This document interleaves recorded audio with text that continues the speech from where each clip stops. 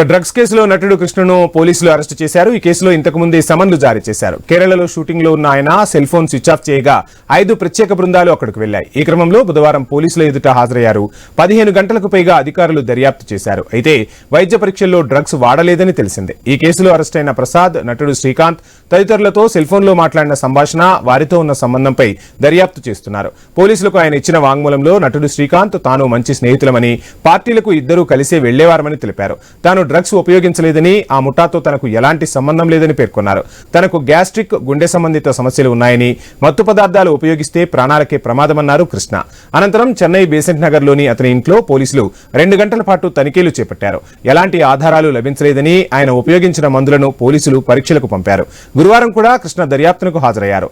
WhatsApp chatting లో code word లో మాట్లాడినట్లు పోలీసులు గుర్తించారు. 2020 నుంచి కృష్ణ సెల్ ఫోన్ లో డిలీట్ చేసిన టెక్స్ట్ పై ఆరా తీస్తున్నారు పోలీసులు.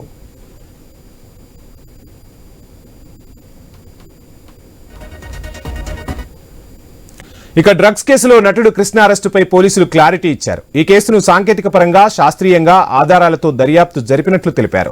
మత్తు పదార్థాలను కొనుగోలు చేసి, ఉపయోగించి, విక్రయించే జస్వీర్ అలియాస్ కెవిన్ ను అరెస్టు చేసినట్లు చెప్పారు. అతని నుంచి వివిధ రకాల మత్తు పదార్థాలు స్వాధీనం చేసుకున్నామన్నారు. కెవిన్ నుంచి నటుడు కృష్ణ మత్తు పదార్థాలను కొనుగోలు చేసి, ఉపయోగించి దాన్ని స్నేహితులకు ఇచ్చేవాడని తెలిసిందే. మత్తు పదార్థాలను ఉపయోగించే వారి వాట్సాప్ గ్రూప్ లో చేరి అందుకు సంబంధించిన సమాచారాన్ని పంచుకునేవారని తెలిపారు.